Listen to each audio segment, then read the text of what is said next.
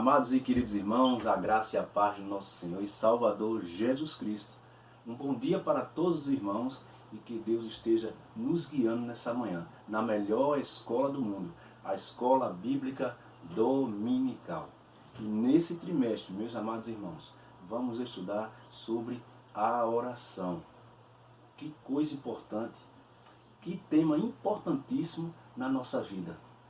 Essa relação diária com Deus, falando diárias vezes com Deus, durante a manhã, a tarde, a noite, a madrugada. E como é bom escutar a voz de Deus. Mas vamos orar, meus irmãos, nesse domingo. Vamos orar pela nossa igreja, vamos orar pelos nossos irmãos que estão enfermos, para que eles possam se recuperar o mais rápido possível. Baixe sua cabeça, meus irmãos. Amado e querido Pai, obrigado, Senhor, por mais um domingo. Obrigado por mais uma escola bíblica dominical, Pai. Muito obrigado, Senhor, pela vida da nossa igreja, pelos irmãos, por todos os ministérios, ó Senhor. E que Tu continue, Pai, nos alegrando com a Tua palavra e com o Teu ensino. Porque nós somos pecadores, somos pequeninos, Senhor, e precisamos do nosso Senhor.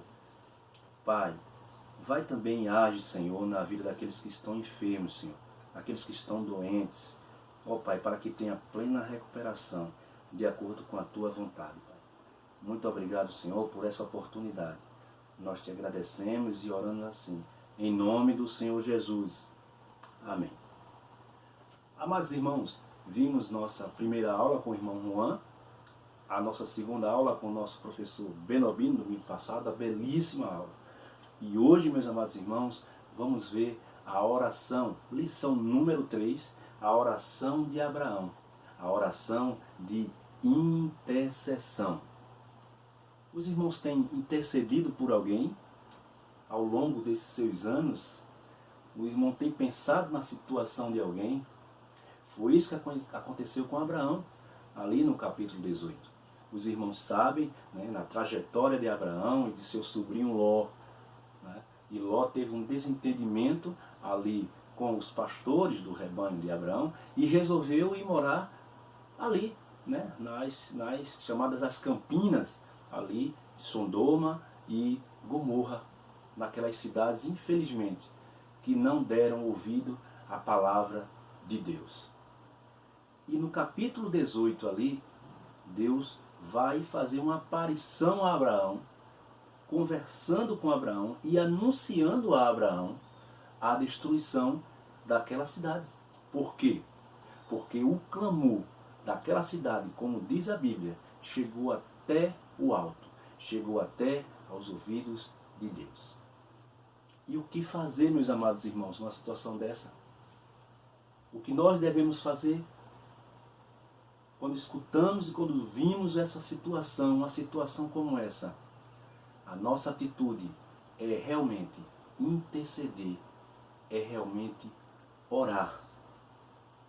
Porque a situação vai ficando cada vez mais difícil no tempo de Abraão e no nosso tempo agora. Irmãos e irmãos, países e países estão precisando de intercessão.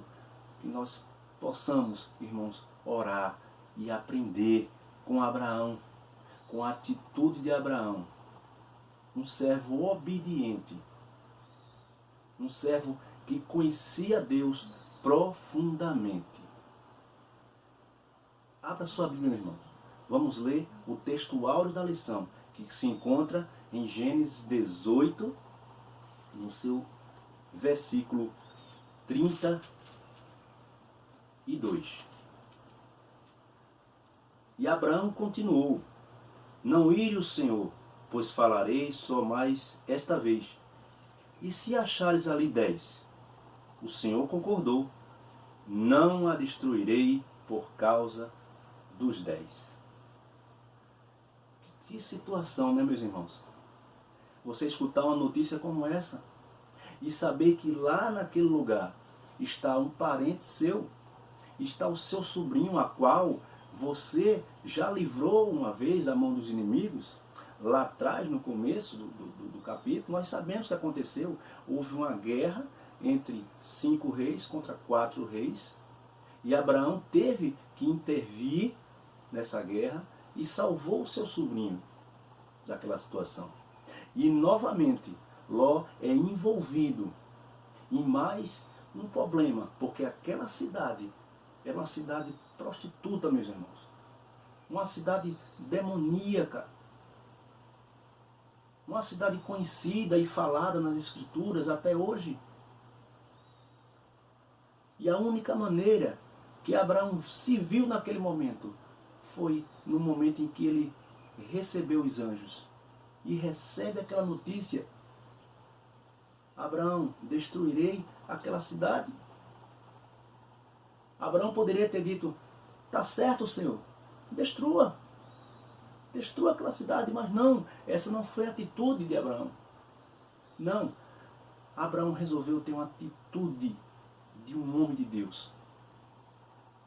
Interceder, não só pelo seu sobrinho, mas interceder se ali naquela cidade tivesse alguma pessoa ainda justa, ainda correta. E o primeiro tópico da lição é justamente esse. O que aprendemos é que orar é travar uma relação dialógica com Deus. Vamos ler aí, Gênesis 18, capítulo 18, do versículo 23 ao 25. Chegando-se, Abraão disse: destruirás o justo com o ímpio? Se houver 50 justos na cidade, destruirás e não pouparás o lugar por causa dos 50 justos que ali estão? Longe de ti fazer tal coisa, matar o justo com o ímpio, igualando o justo ao ímpio. Longe de ti fazer isso. Não fará justiça ao juiz de toda a terra? Alguém pode até pensar: Abraão está interpelando Deus, fazendo uma pergunta como essa? De maneira nenhuma.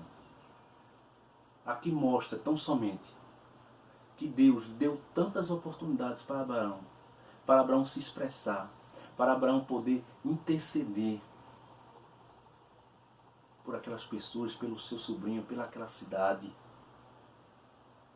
Como eu falei antes, Abraão poderia ter dito: não, Senhor, o Senhor pode destruir aquela cidade. Mas Abraão faz uma pergunta a Deus: será que ali não existe 50, Senhor, justos? O Senhor disse: se tiver, eu não a destruirei. Abraão sabia que Deus é o juiz de toda a terra, e nós sabemos também, e que Deus faz a separação. Mas nós aprendemos muito nessa passagem do capítulo 18, quando Abraão expressa intensamente a sua angústia, uma angústia que nós passamos no nosso dia a dia. E a única maneira que nós temos, irmãos, é interceder, ser um intercessor para aquelas pessoas, para aquela cidade, para aquela situação vivida naquele momento. Mas Deus fala conosco também de outras maneiras. Deus fala conosco através da sua palavra. Deus fala conosco através de pessoas capacitadas. E nesse momento aqui, juntou-se 3 elementos. E também a circunstância. A circunstância levou que Abraão clamasse, conversasse com Deus. Mas Abraão era uma pessoa capacitada. Era um homem diferente. Um homem que respeitava a lei, que respeitava a palavra de Deus. Nós devemos aprender muito isso, meus irmãos. Deus fala conosco, sim, todos os dias. Às vezes você fica frustrado em casa, achando que Deus não responde a você. E Deus muitas vezes responde, porque está aqui na palavra dele. Há pessoas capacitadas, sim, que estudam a palavra. E é nesse momento da circunstância que você deve aflorar a sua fé, expressar a sua fé e interceder ainda mais por aqueles que estão necessitando de oração, e de ajuda. Não foi afronta nenhuma, foi simplesmente um diálogo. Que oportunidade Abraão teve? Dialogar com o próprio Deus. Ali, conversar com Deus, expor ao nosso Deus a angústia que ele estava sentindo. De poder pensar e imaginar o seu sobrinho com a sua família vivendo naquela situação. E aquelas pessoas ainda naquela situação. Isso é de grande aprendizagem para nós. Deus está ali sempre, de portas abertas, de ouvidos abertos, para escutar o nosso clamor, para conversar conosco. Isso devemos aprender no nosso dia a dia, meus amados irmãos. Devemos aprender sim, que você hoje pode falar com Deus, você pode clamar ao Senhor, você pode baixar sua cabeça, fechar os seus olhos e conversar com o próprio Deus. Expor as suas dores e as dores dos seus irmãos, intercedendo, orando e orando sem parar. Que coisa maravilhosa devemos aprender com Abraão, com esse homem de Deus, o homem que recebeu as promessas. O segundo tópico da lição, meus amados, diz que a oração de Abraão nos ensina que na experiência da oração precisamos reconhecer que Deus é ao mesmo tempo justo e misericordioso. Veja aí comigo Gênesis, no seu capítulo 18, dos versos 26 ao 28. Acompanhe comigo. Disse então o Senhor: se eu achar em Sodoma 50 justos dentro da cidade, pouparei o lugar todo por causa deles. E Abraão voltou a falhar-lhes. Agora me atrevi a falar ao Senhor, embora eu seja apenas pó e cinza. E se de 50 justos faltarem 5, destruirás toda a cidade por causa dos 5? Ele respondeu: não a destruirei, se eu achar ali 45. Deus é sim, é um Deus justo, mas é um Deus também cheio de misericórdia. Exatamente. Deus respondeu. O que é que Deus queria? E o que é que Deus quer? O que é que a palavra de Deus nos ensina? Que pessoas e mais pessoas percebam e aceitem que estão pecando. Que restaurem a sua vida. É isso que a palavra de Deus quer. Deus dá oportunidades e oportunidades para as pessoas, para que elas possam se redimir do seu pecado. E Ele é justo e Ele é cheio de misericórdia para salvar. Por isso que nós devemos sim continuar intercedendo. Nós devemos sim, meus amados irmãos, continuar orando por aqueles que estão necessitados, que estão preocupados. Deus não olhou para Abraão e disse: Abraão, eu vou escutar você e vou atender o que você está pedindo. De maneira nenhuma, porque eu sou justo. E aquela cidade toda está corrompida. Mas se ali houver 5, se ali houver 40, se ali houver 10, eu não a destruirei. Não a destruirei. Então nós devemos aprender que o nosso Deus está pronto para fazer a justiça, mas também um Deus de misericórdia. De misericórdia. Deus dá uma oportunidade para as pessoas, deu oportunidade para essas pessoas. E deu oportunidade também para Abraão poder interceder. Nosso Deus é um Deus que nos dá oportunidade o tempo todo para que nós possamos nos arrepender do nosso pecado.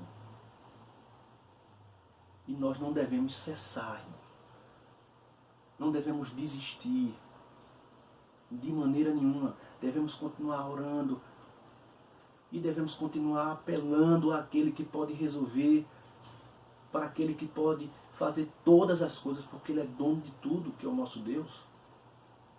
Que é o nosso Deus. É isso que devemos fazer. Continuar pedindo misericórdia por aqueles que ainda vivem afundados no pecado. Não querem uma mudança de vida. Devemos continuar orando como igreja, como irmãos, como cristãos, orando e intercedendo. E aprendendo aqui com Abraão, na sua oração, no seu diálogo com Deus. E Abraão apela, né? A gente vai vendo aqui, e o Senhor vai dizendo, vai descendo, e vai descendo, e vai descendo, mas Deus sempre dizendo, olha, eu sou um Deus de misericórdia. Se ali houver justos, eu não a destruirei. Eu a pouparei. Os irmãos lembram de Nínive? Da cidade de Nínive com Jonas? Exatamente. Jonas percorreu a cidade. E a palavra de Deus diz que aquela cidade toda converteu-se. E Deus poupou aquela cidade naquele momento. Aquela cidade foi poupada. A cidade de Sodoma e Gomorra era uma cidade terrível, meus amados irmãos. Confira comigo aí no livro de Ezequiel, capítulo 16, os versículos 49 e 50. Ezequiel está aqui falando também de Samaria e Sodoma. Confira comigo como era essa cidade. E esta foi a maldade de tua Sodoma. Ela e suas filhas eram orgulhosas, tiveram fartura de provisão e prosperidade. Despreocupada, mas nunca ajudaram o pobre e o necessitado. Elas também se tornaram arrogantes e praticaram abominação diante de mim. Por essa razão, ao ver isso, eu as tirarei do seu lugar. Esse foi o clamor que chegou até os ouvidos de Deus, até os olhos de Deus. Porque oportunidades tiveram. Aqui diz que foi cidades ricas, mas infelizmente despreocupadas com a palavra, despreocupadas com a ajuda. Fizeram abominações. Mas o nosso Deus estava ali dizendo, Deus estava presente, dando oportunidade, porque eu sou um Deus de grande misericórdia, mas também sou um Deus justo. Eu também faço a justiça. Portanto, irmão, devemos continuar orando e continuar intercedendo para que outras e outras pessoas por todo o mundo possam escutar também, dialogar com Deus e se arrepender dos seus pecados. E eu queria ir para o último tópico, irmão, que diz, a terceira coisa que podemos aprender é que nem sempre Deus responde às nossas orações como nós gostaríamos, mas Deus sempre nos surpreende. É verdade. Veja comigo Gênesis capítulo 19, os versículos 24 ao 29. Então, da sua parte, o Senhor fez chover enxofre e fogo do céu sobre Sodoma e Gomorra, e destruiu aquelas cidades e toda a planície, todos os moradores das cidades, e os que nascia da terra. Mas a mulher de Ló olhou para trás e transformou-se numa estátua de sal. Abraão levantou-se de madrugada e foi ao lugar onde havia permanecido em pé, diante do Senhor. E contemplando Sodoma e Gomorra e toda a terra da planície, viu que da terra subia fumaça como de uma fornalha. Aconteceu que quando Deus acabou com as cidades da planície, lembrou-se de Abraão e tirou Ló do meio da destruição, ao devastar as cidades onde Ló havia habitado. Como nós aprendemos aqui, irmãos, e é o que acontece. Às vezes nós ficamos profundamente tristes, começamos a questionar Deus, porque Deus não fez logo, porque não foi apressado, porque Deus não salvou aquela vida. Mas as coisas não são como nós queremos. Não. Abraão aqui, a Bíblia não diz Não houve um reencontro com Ló, mas Deus salvou Ló. Deus tirou Ló daquela situação. Deus atendeu, Deus disse ali, tem um justo. Tirarei Ló, meus anjos tirarão Ló daquela cidade maldita. Ló foi tirado e Deus derramou fogo e enxofre naquelas cidades e destruiu. Talvez não foi no tempo e nem no momento e como Abraão queria, mas Abraão reconhece. Abraão levanta-se e vai olhar para a campina e sabe que Deus é Deus, Deus é justo. Deus conversou com ele, Deus não voltou atrás. Mas Deus salvou aquela vida de Ló. E que oportunidade Ló poderia ter voltado para ficar com Abraão. Mas não. Ló preferiu ir para outra cidade, se esconder numa caverna com suas filhas, porque sua esposa, como diz a palavra, olhou para trás, como se estivesse arrependido e com saudade daquela cidade. E que oportunidade teve ali Ló de ter voltado para ficar com seu tio. E aí aconteceu tudo aquilo que nós já sabemos, meus irmãos. As filhas de Ló embebedaram seu pai e tiveram Moabe e Abinami, que são os amonitas e os moabitas, e que se tornaram inimigos ferrenhos de Deus. Mas Deus conversou com Abraão. As circunstâncias não vêm ao caso, mas Deus conversou com Abraão. Deus dialogou com Abraão. E a vida do seu sobrinho foi salva, mediante toda aquela destruição e todo aquele fogo. E devemos aprender, meus amados, não fique triste. Muitas vezes Deus não vai agir naquele momento, Deus não vai fazer da maneira que nós queremos. A nossa parte devemos fazer, que é orar, que é interceder, aprendendo com Abraão, aprendendo com a Bíblia Sagrada, como devemos orar, como devemos nos capacitar, como devemos nos separar e fazer aquilo que é correto, que é interceder por aqueles que estão necessitados. Oração é prática, meu amado. Devemos praticar, devemos orar. Estamos esquecendo essa prática. Nós cristãos estamos esquecendo essa prática. Isso é muito importante para nós podermos nos relacionar com o nosso Deus. Ore, meu irmão. Ore por nossa igreja. Ore por nossos pastores, por nossos professores, pelos alunos, pelo corpo da igreja. Porque todos nós necessitamos que alguém interceda, que alguém ore, que alguém vá até o nosso Deus. Pratique, irmão, na sua casa, com sua família. Pratique com nossos irmãos, orando e intercedendo. Como foi abençoada a vida de Abraão. Porque Abraão era um homem de fé. Abraão era um intercessor. E lembre-se, Deus é um Deus justo, mas é também um Deus de grande misericórdia e está pronto para ouvir as nossas orações. E vamos orar, irmãos, este mês, por missões estaduais.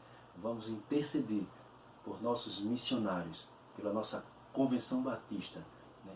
Por Orobó, por nossa congregação na Vila Raiz, no Ambolê, por tudo, irmão, que envolve nossa vida e na nossa igreja. Continue orando, irmão, daí, e eu continuo intercedendo daqui, por nossa igreja e por nossos irmãos. Que Deus nos abençoe e nos guarde.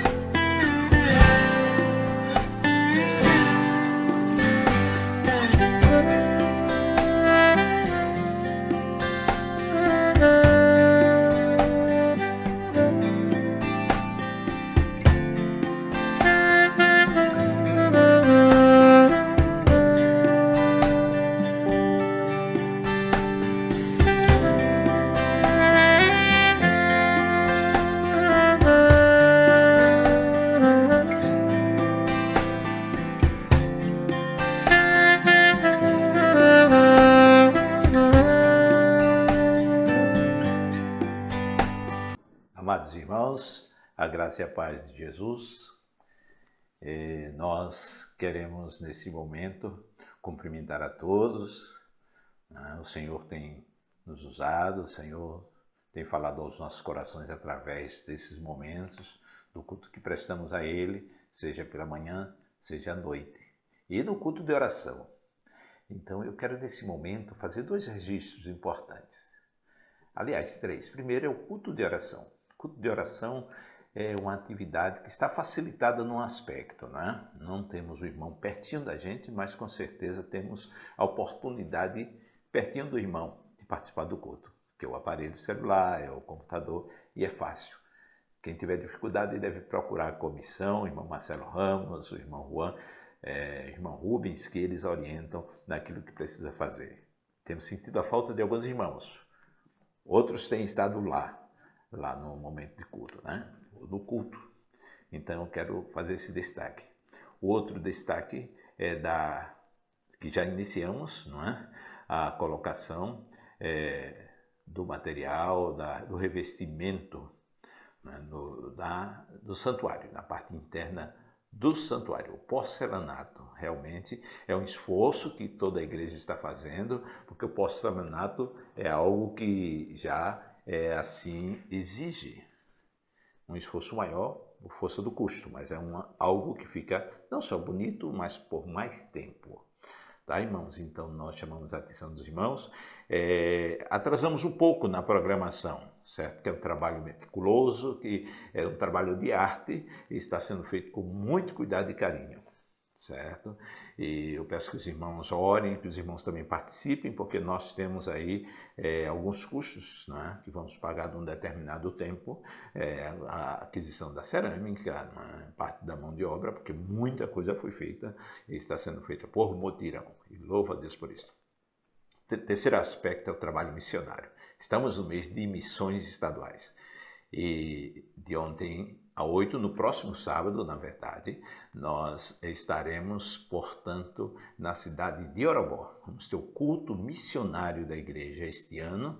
Na programação de missões estaduais vai ser exatamente onde mais precisa da atuação de todos nós. Estaremos retomando o trabalho de Orobó. O irmão Benício está à frente como coordenador do Ministério de Missões da igreja, certo? É à frente desse trabalho de missões ali, e também nós estamos pedindo a ele, orando a Deus para que ele fique à frente também, junto com o irmão Juan, certo? Mas principalmente o irmão Benício na obra missionária como um desafio missionário no trabalho de Orobó, retomada daquele trabalho para a honra e glória do Senhor.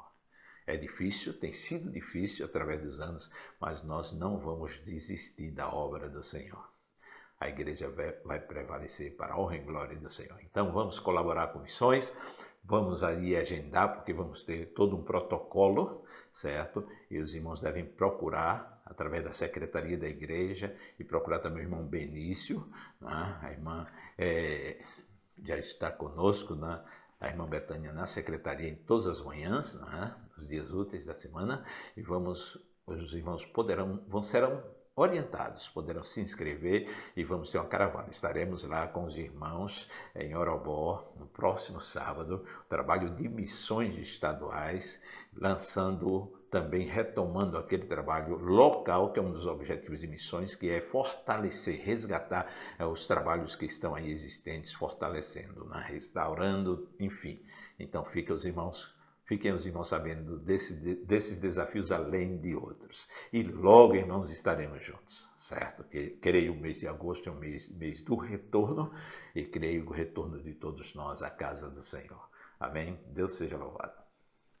Prezados irmãs e irmãos, a graça e a paz do Senhor, bom dia a todos. Iniciamos aí mais um culto nesse momento de avisos, de muita alegria, até porque temos orado constantemente em vosso favor, assim como diz em Filipenses, capítulo 1, versículo 3 ao versículo 4.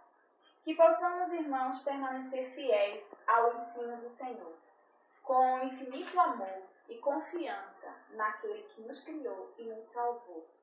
E estamos muito felizes nesse momento também, porque como é bom e maravilhoso, mesmo através dessa atividade online, perceber a comunhão que estamos tendo entre os irmãos. Então, que o Senhor continue abençoando cada um de nós.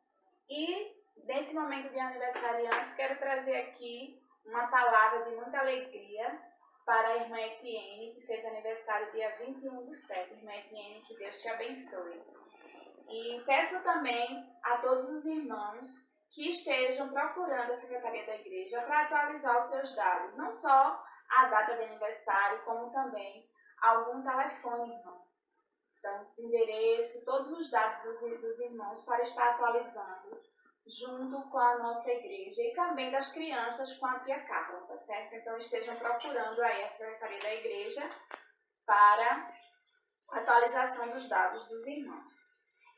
Estamos iniciando o mês de agosto com ele a campanha de missões, né? Que permanece aí dentro do coração de todos nós, com o tema Pela Vida em Jesus eu coopero. E que nós possamos aí estar firmes participando desse momento. E temos aí também a quinzena dos adolescentes e a quinzena dos jovens. Estejamos orando por todos os trabalhos da nossa igreja. Que Deus nos abençoe. Bom dia, irmãos, a graça e a paz. Vamos ler o nosso introito bíblico que está em Salmos 100, versículo 2, que diz: Servi ao Senhor com alegria e apresentai-vos a Ele com cântico.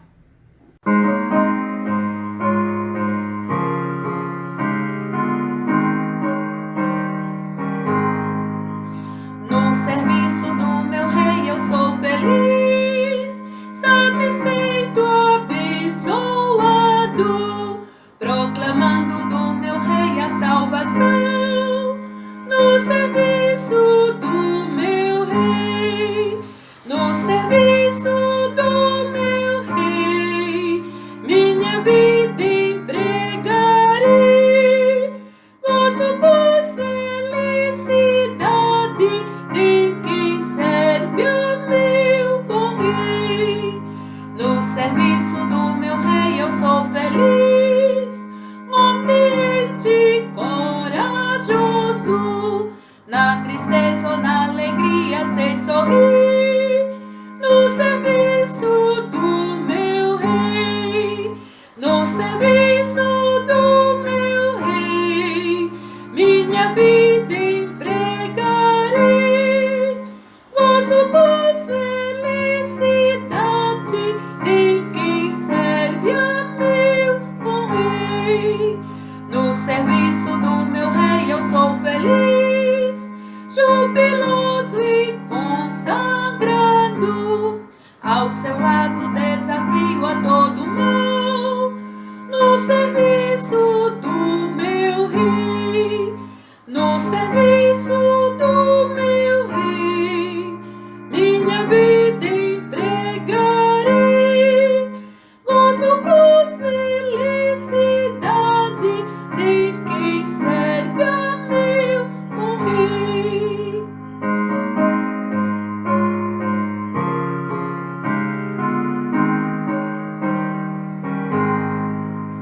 No serviço do meu rei eu sou feliz, venturoso e decidido, quanto tenho no serviço gastarei.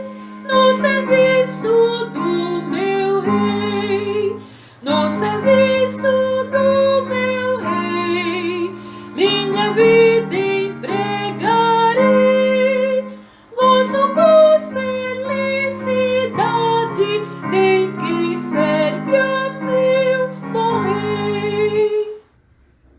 Nesse momento, vamos orar. Oremos. Senhor Deus maravilhoso, Pai, nós te louvamos, te agradecemos por mais um dia de vida, por Tua presença em nossas vidas, ó Pai. Obrigado, ó Pai, por esse culto, Senhor Deus, que Tu possa estar fazendo presente no lar de cada família, Senhor Deus, que está cultuando a Ti nesse momento, ó Pai. Te louvamos, te adoramos, ó Pai, porque Tu és o nosso Deus, ó Pai, e único e digno de toda honra, glória e louvor. Permanece conosco durante todo esse culto, Deus. Em nome de Jesus, amém. Façamos a leitura bíblica que se encontra em Isaías, capítulo 40, versículo 9, e Salmos, capítulo 67, versículo 2, que diz: Tu, anunciador de boas novas, levanta tua voz fortemente, levanta, Não temas, e dize: eis aqui está o vosso Deus, para que se conheça na terra o seu caminho e entre todas as nações a sua salvação.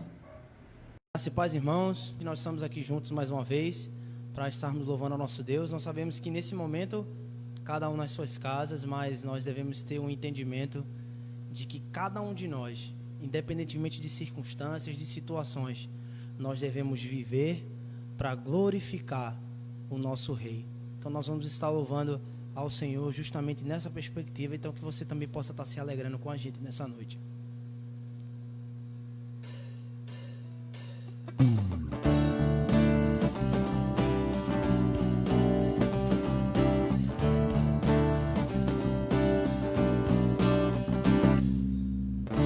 Vou até os confins da terra proclamar tua palavra, anunciar o amor de quem morreu e se entregou por mim. Se ele foi capaz de me amar assim, como um pecador entregue ao mal, não poderia mais viver só para mim. Vou viver para Cristo até o fim. Vou viver para glorificar ao meu Rei amado, Salvador. Nunca vi um amor igual, que a todos quer livrar do mal. Sempre te amarei e te seguirei para sempre.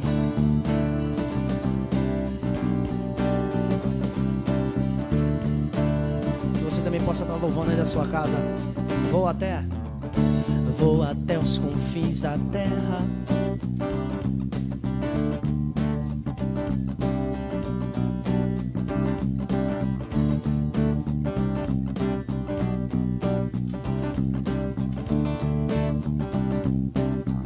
se ele foi capaz de me amar assim, como um pecador entregue ao mal, não poderia mais viver só para mim. Vou viver para Cristo até o fim. Vou viver para glorificar ao meu Rei amado, Salvador. Nunca vi um amor igual, que a todos quer livrar do mal. Sempre te amarei e te servirei para sempre, para sempre. Vou viver para glorificar.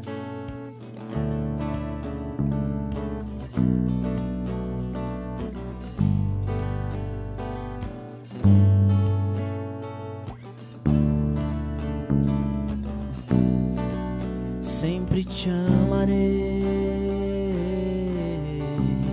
e te servirei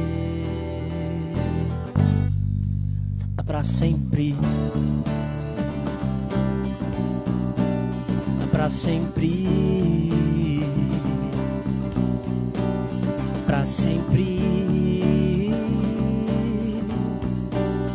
para sempre, para sempre.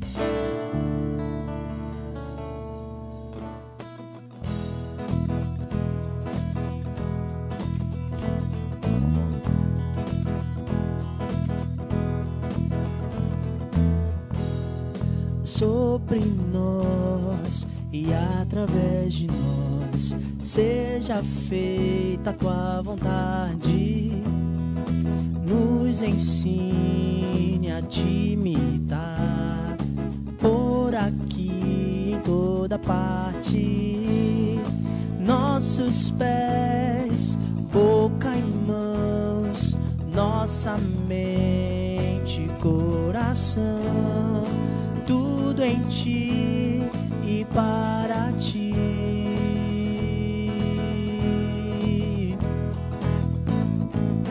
Venha sobre nós teu reino, faz brilhar em nós a tua luz. Quem pode esconder uma casa sobre o monte?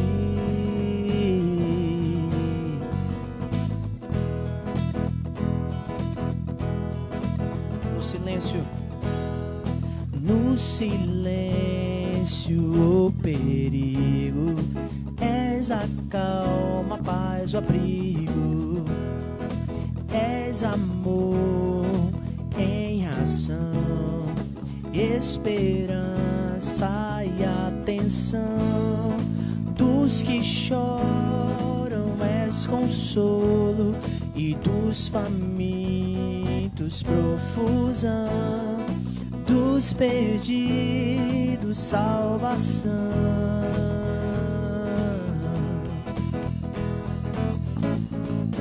Venha sobre nós teu reino, faz brilhar em nós a tua luz. Quem pode esconder uma casa sobre o monte?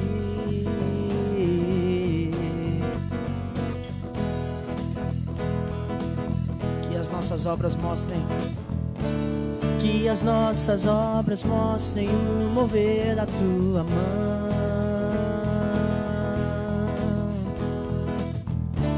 Como o sal que dá sabor e a luz que brilha aponta para o teu amor.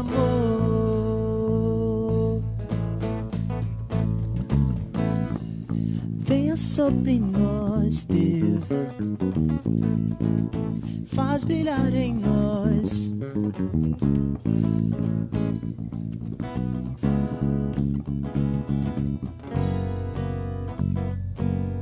só os irmãos aí da sua casa.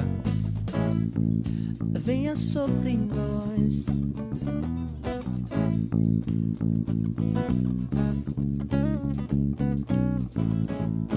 quem pode esconder uma casa sobre o monte? Provérbios 3, 9 e 10. Honra ao Senhor com a tua fazenda e com as primícias de toda a tua renda. E se encherão os teus celeiros abundantemente, e transbordarão de mosto os teus lagares. Uma visão bíblica das posses exige usá-las para honrar a Deus. Isso é alcançado quando nós confiamos nele e damos o primeiro e o melhor. Devemos entregar com alegria, generosidade e gratidão. E como resultado de nossa fidelidade, nós recebemos bênçãos especiais e abundantes de suas mãos. Louvado seja o Senhor. Oremos. Senhor nosso Deus e Pai, a Ti seja a honra, a glória e louvor. Somos gratos, ó Deus, porque até aqui o Senhor nos abençoou. Até aqui o Senhor nos ajudou. Até aqui o Senhor nos proveu, nos protegeu. Até aqui o Senhor nos amou. Muito obrigado, Senhor, por Tua fidelidade, Senhor, por Tua graça. Acima de tudo, por tão grande salvação que o Senhor nos concedeu através de Jesus Cristo. Nesse momento, entregamos os dízimos e ofertas que foram nessa semana, ó Pai, recolhidos, ó Pai, na Tua igreja. Queremos, ó Pai, consagrar, ó Deus, para o Teu serviço. Que o Senhor, por meio do Teu Espírito, dê sabedoria, orientação, a direção, ó Deus, para o uso desses recursos na Tua obra, Deus. Obrigado, ó Deus. Também queremos dedicar as nossas vidas a Ti, para o Teu serviço, Senhor. Para a honra e o louvor do Teu nome, Senhor. Que o Senhor use, ó Pai, as nossas vidas através dos dons que nos destes. Que o Senhor nos ajude, ó Deus, nesta semana, ó Deus, para que sejamos em Cristo Jesus vitoriosos, mais que vencedores. E toda a honra e glória seja para Ti. Em nome de Jesus, oramos. Amém. Momento missionário. Como os irmãos sabem, no mês de julho as igrejas batistas dedicam a a campanha de missões estaduais. E nesse ano o tema é Pela Vida em Jesus eu Coopero. A divisa encontra-se em João, capítulo 1, versículo 2 a 4, que diz: Ele estava no princípio com Deus. Todas as coisas foram feitas por intermédio dele, e sem ele, nada do que foi feito se fez. A vida estava nele, e a vida era a luz dos homens. Nesse momento, nós teremos a música tema da campanha de missões que diz: Pela vida em Jesus eu coopero.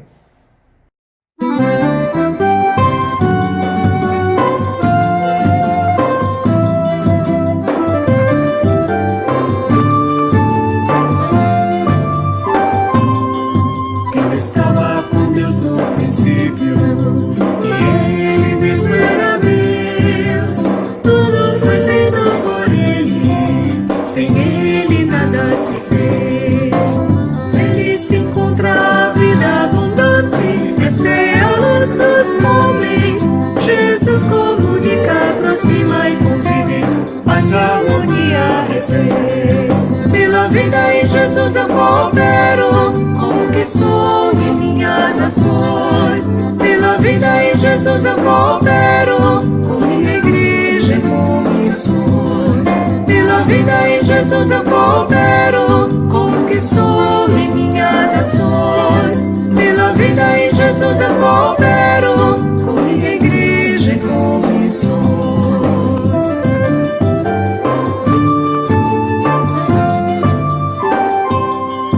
Recebi a plenitude de Cristo, com vida eterna nos céus.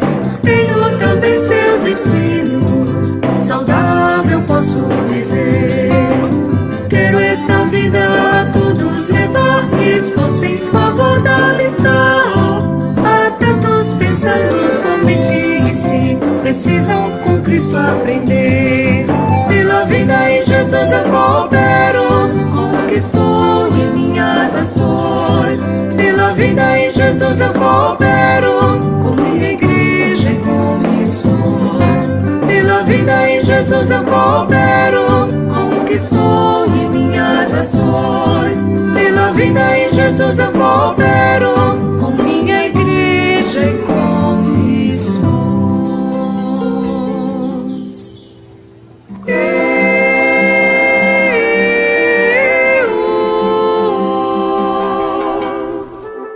As igrejas precisam orar e se unir, vidas, recursos e posses investir.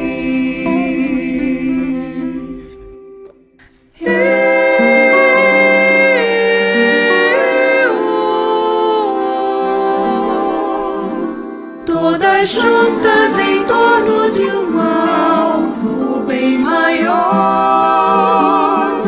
A Pernambuco levar uma vida melhor. Pela vida em Jesus eu coopero, com o que sou e minhas ações. Pela vida em Jesus eu coopero, com minha igreja e com missões.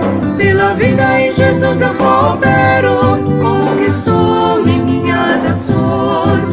Pela vida em Jesus eu coopero, com minha igreja e com missões.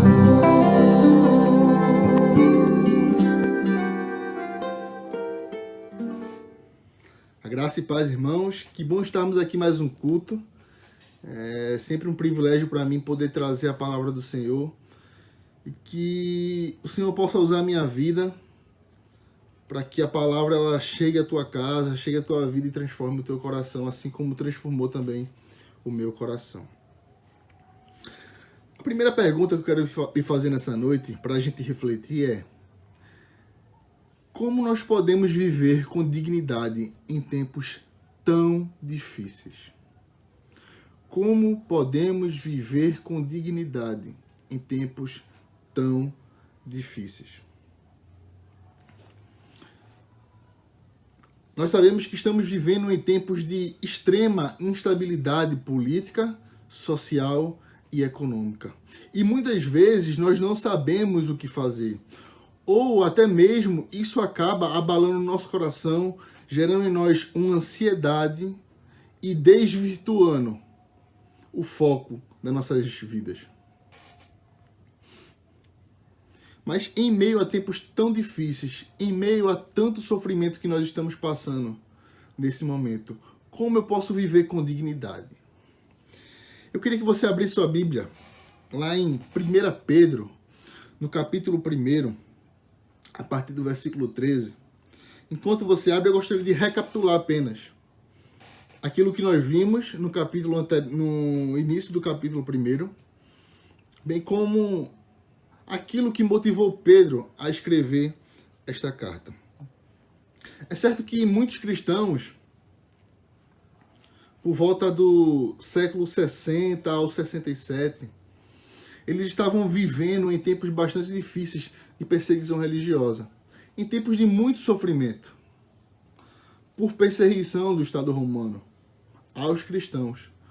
E então, Pedro ele escreve essa carta com a finalidade de exortar e aconselhar os irmãos a não abandonarem a sua fé, mesmo em tempos tão difíceis. Como viver uma vida de dignidade diante de Deus? Como viver uma vida que agrada ao Senhor em tempos de sofrimento, em tempos tão difíceis? E é justamente isso que eu gostaria que a gente pensasse sobre esse texto que a gente vai ler nessa noite. Então, Pedro, no capítulo 1, a partir do versículo 13. Assim diz a palavra do Senhor.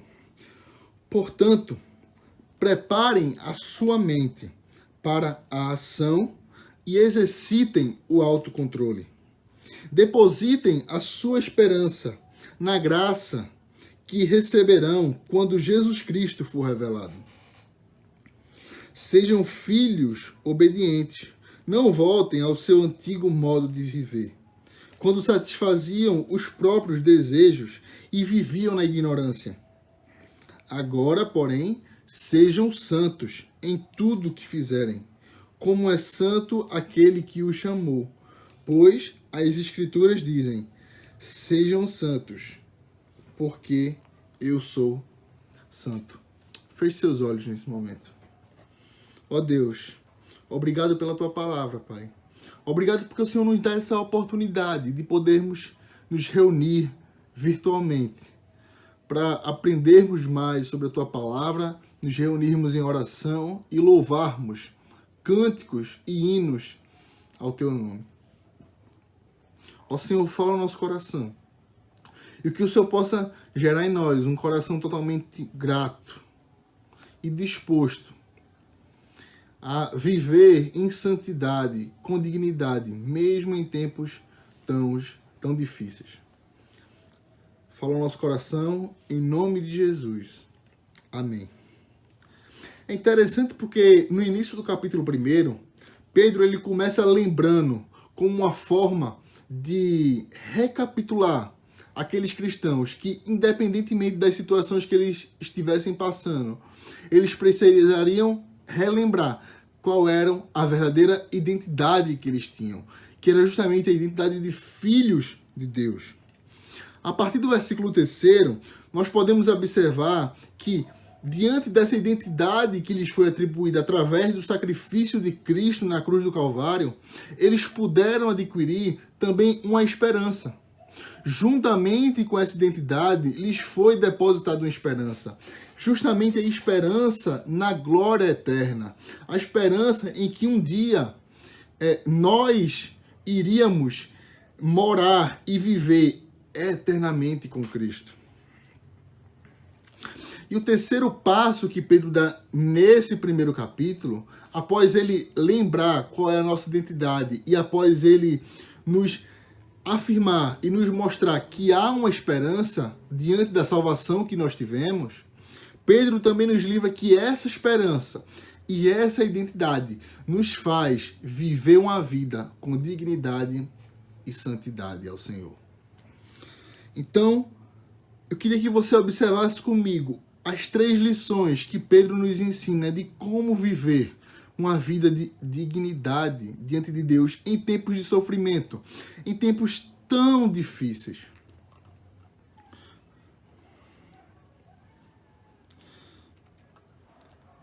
A primeira coisa, eu queria que você observasse comigo no versículo 13.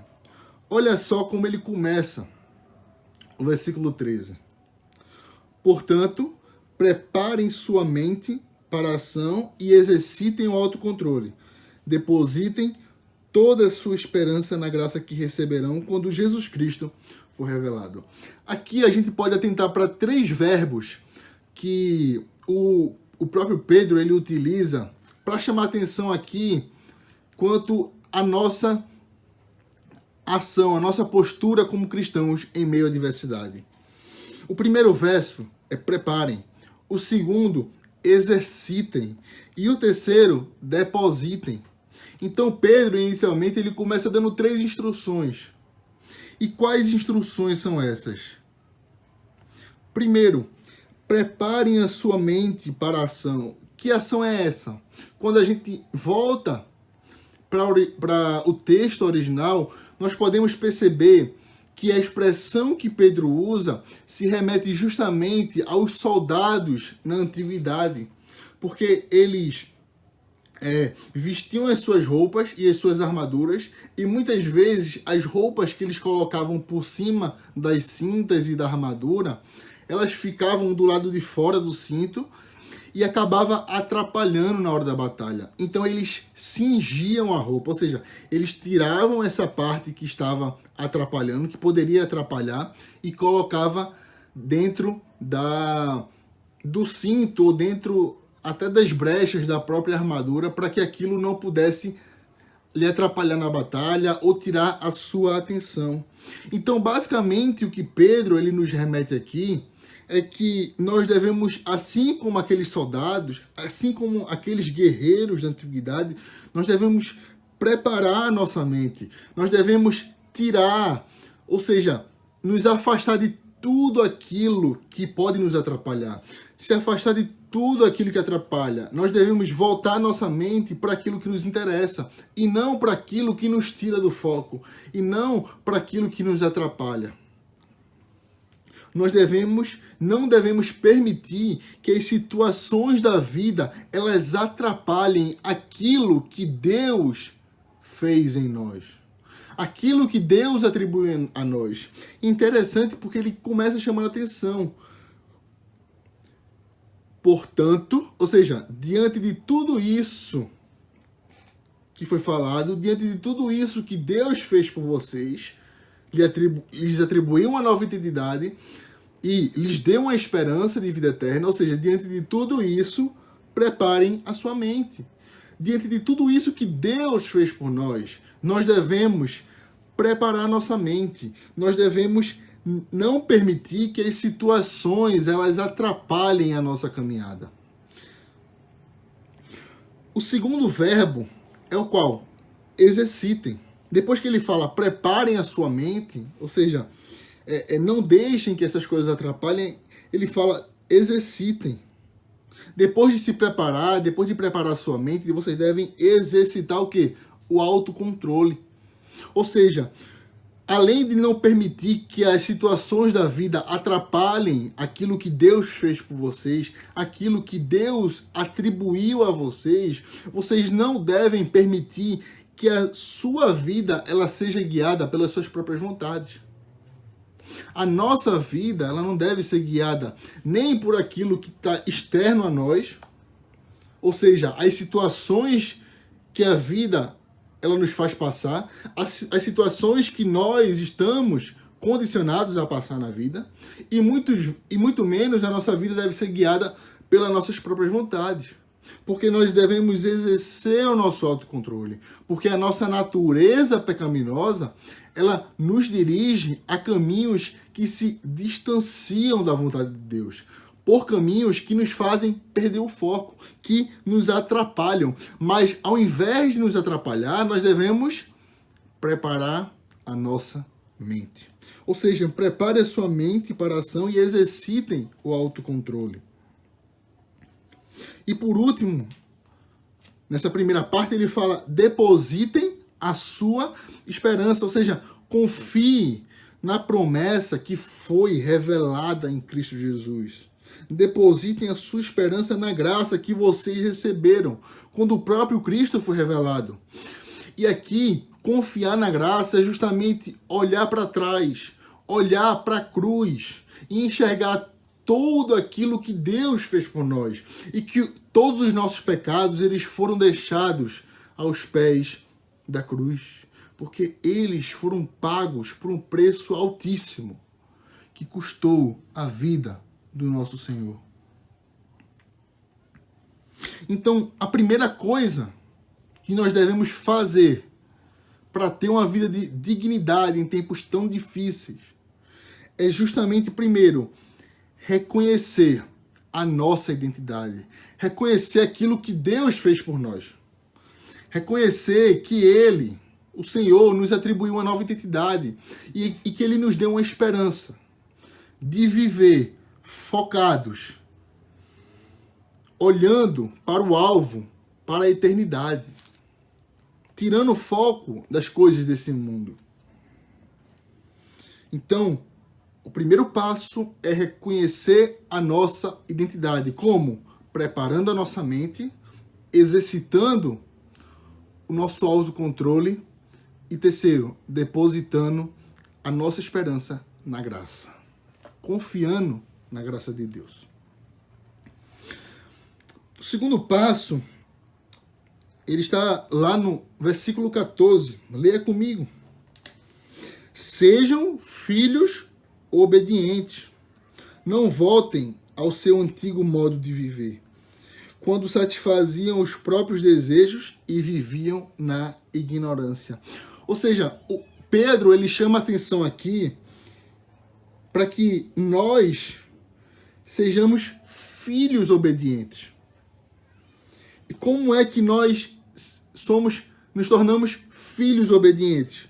Não voltando ao nosso modo antigo de viver. Quer ser obediente a Deus? Não viva da mesma forma que você vivia antes.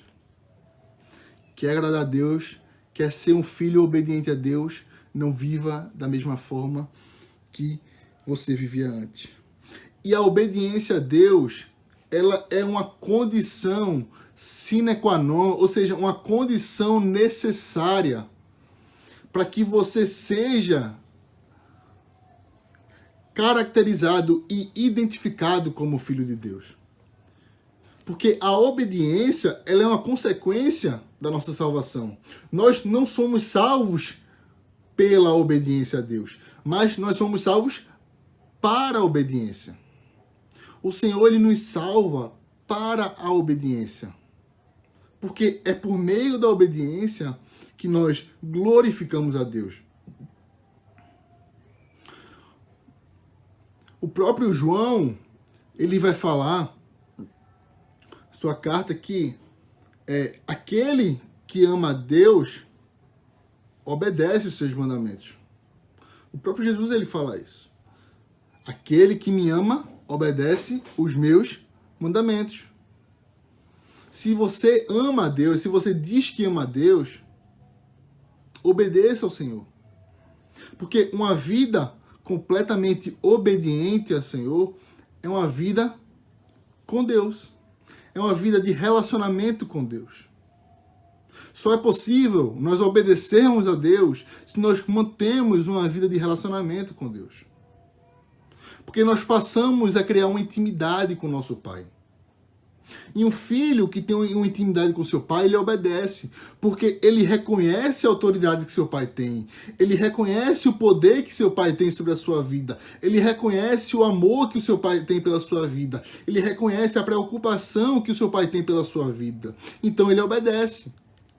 É por isso que a obediência é uma característica inerente aos filhos de Deus. Porque os filhos de Deus são aqueles que conhecem a Deus, que são nascidos de Deus, que têm uma intimidade com Deus, que reconhecem o poder soberano de Deus, que conhecem a paternidade de Deus, que conhecem o cuidado, o amor, as bênçãos, a graça, a misericórdia do próprio Deus derramada na sua vida. E como resposta, como uma resposta de gratidão ao Senhor, ele obedece. A obediência a Deus é a nossa resposta diante de tudo aquilo que Deus fez por nós. É por isso que nós somos chamados para obedecer a Deus. Então, viver com dignidade em tempos difíceis é viver uma vida de relacionamento com Deus. É viver uma vida de obediência a Deus. É por isso que, primeiramente, é preciso reconhecer a nossa identidade, preparar a nossa mente, exercitar o autocontrole, confiar na graça. Porque quando nós fazemos isso, consequentemente, nós obedecemos a Deus. Então, o primeiro passo, devemos reconhecer a nossa identidade e depois devemos andar em obediência a Deus. Para ter uma vida de dignidade, é necessário que nós andemos em obediência a Deus. Porque a obediência, ela é fruto de uma metanoia. Ela é fruto de uma transformação de vida. Obedecer a Deus é justamente não se conformar com esse mundo. Mesmo assim, quando Ele nos aperta, mesmo quando Ele nos coloca em meio às diversidades, mesmo quando Ele nos coloca em situações difíceis, onde nós até chegamos a duvidar da nossa fé. Viver em obediência a Deus é viver não segundo os padrões desse mundo, como Paulo, ele vai falar lá em Romanos, no capítulo 12, versículo 2. Não vos transformeis pela renovação. Não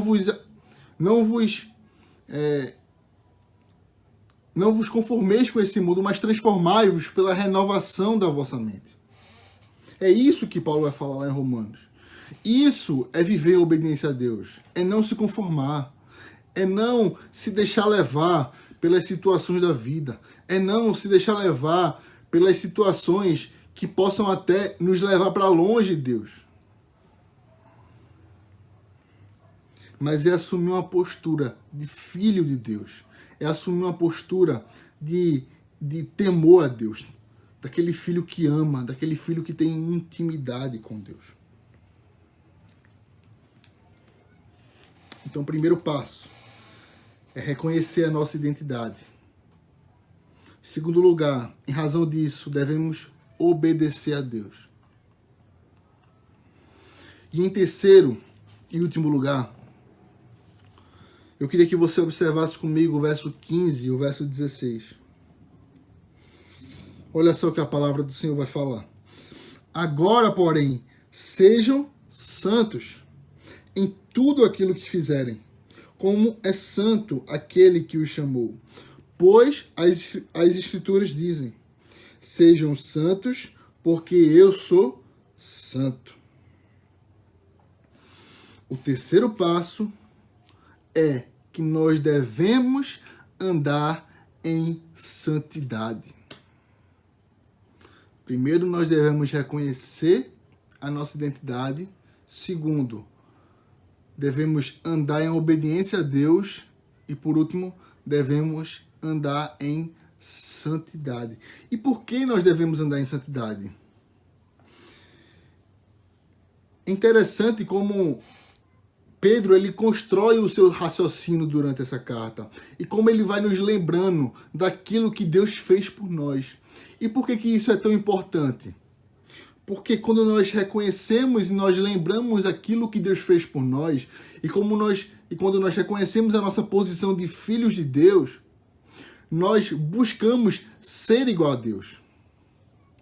Porque quando nós temos um pai e nós obedecemos ao nosso pai e nós olhamos a ele, e nós olhamos para ele como um verdadeiro exemplo, nós o enxergamos como modelo, como alguém a que nós devemos nos espelhar.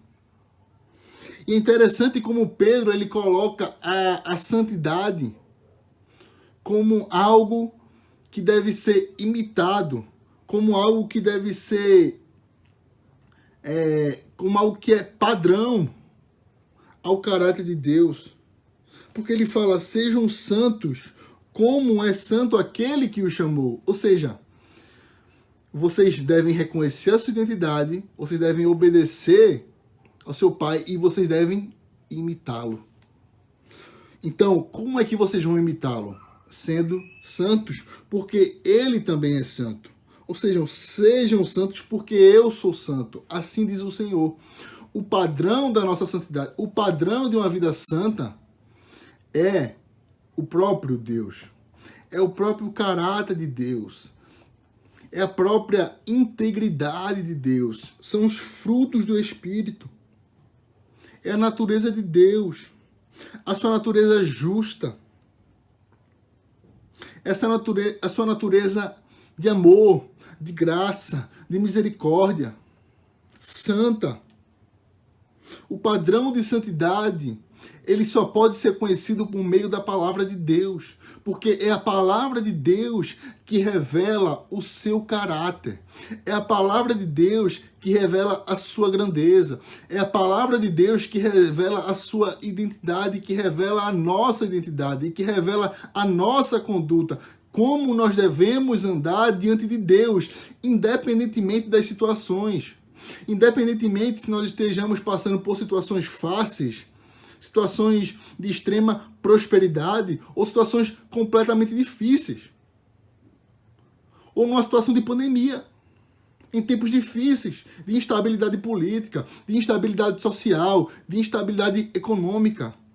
Porque esse mundo passa, as coisas desse mundo passam, mas a palavra de Deus, o caráter de Deus, ele permanece para sempre. E a nossa vida, enquanto uma vida salva pelo Senhor, ela permanece para sempre. Porque nós, enquanto carne, somos seres limitados. Nós, enquanto carne, somos seres passageiros. Mas o nosso espírito, a nossa alma, o nosso ser interior, ele caminha para a eternidade. Seja com Cristo, seja longe de Cristo. Seja com Deus, na cidade celestial, seja eternamente no inferno. É por isso que o próprio Deus, ele é o padrão de vida, ele é o padrão de santidade, ele é o padrão de conduta. Então nós devemos obedecer a Deus como filho obedeceu ao Pai. Então nós devemos ser santos como ele é santo. Como ele é santo. Ele é o padrão. É para ele que nós devemos olhar. É por isso que nós devemos preparar nossa mente. É por isso que nós devemos exercitar o nosso autocontrole. É por isso que nós devemos confiar na graça. Porque nós não somos o padrão. As situações da vida não são o padrão de como nós devemos viver. As pessoas, elas não são o padrão de como nós devemos viver. Mas o padrão de uma vida com dignidade é o próprio Deus. É uma vida de santidade. É uma vida de renúncia da própria carne, do próprio eu. O exercício do autocontrole, do domínio próprio. É transbordar os frutos do Espírito. É obedecer a Deus. É ser santo porque Ele é santo. Então nós devemos reconhecer a nossa identidade. Nós devemos andar em obediência a Deus. E nós devemos andar em santidade. Porque viver em santidade é viver baseado no caráter de Deus. Como um verdadeiro imitador do Senhor. A quem você tem imitado? Como você tem levado sua vida? O que tem influenciado a sua vida? São as situações? São as pessoas? São as suas próprias vontades? Ou é o próprio Deus? A sua palavra? O seu caráter tem servido de exemplo para a sua vida? Viver com dignidade em tempos difíceis implica em uma vida segundo o caráter e a vontade de Deus, a nossa esperança. Viver com dignidade em tempos difíceis implica em viver segundo o caráter e a vontade de Deus em tempos completamente difíceis. Eu queria que a gente tirasse 3 implicações práticas sobre esses ensinamentos que a palavra de Deus ela nos traz nessa manhã. A primeira aplicação é que nós devemos viver de acordo com aquilo que nós somos em Cristo, como verdadeiros filhos de Deus, em destino à cidade celestial, sem olhar para o lado, sem olhar para o outro, com foco na cidade celestial, vivendo como verdadeiros filhos de Deus. A segunda aplicação é que nós devemos ser obedientes a Deus, porque Ele sabe o que é melhor para nós. Independentemente das situações que nós estamos passando, o Senhor sabe o que é melhor para nós. E a sua vontade, ela é boa, perfeita e agradável.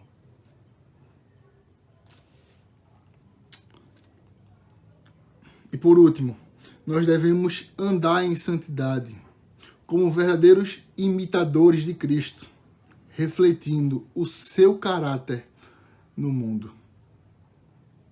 Porque a nossa vida é a Bíblia que o mundo não lê. A nossa vida é a pregação que o mundo não ouve. Assim já dizia Billy Graham.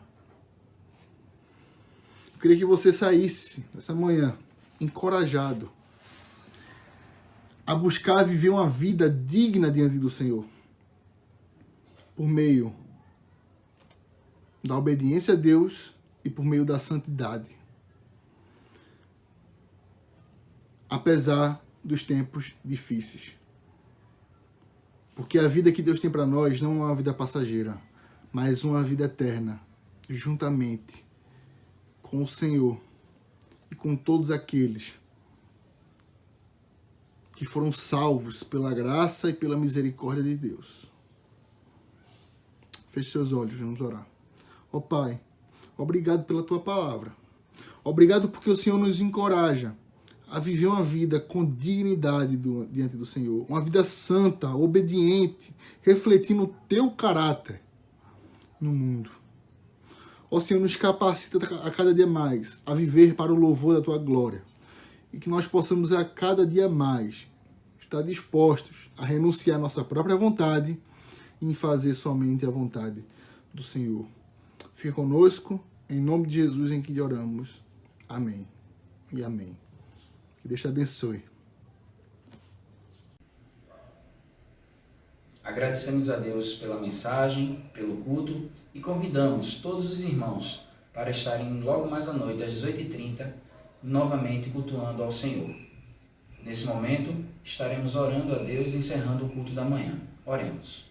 Maravilhoso Deus, Pai eterno, nós te louvamos e te agradecemos, Deus, porque estamos aqui presentes, ó Pai, cultuando a Ti, Senhor Deus, que Tu possas estar se fazendo presente em nossas vidas, ó Deus, durante todo esse dia. Recebe, ó Pai, esse culto e permanece conosco. Em nome de Jesus, amém.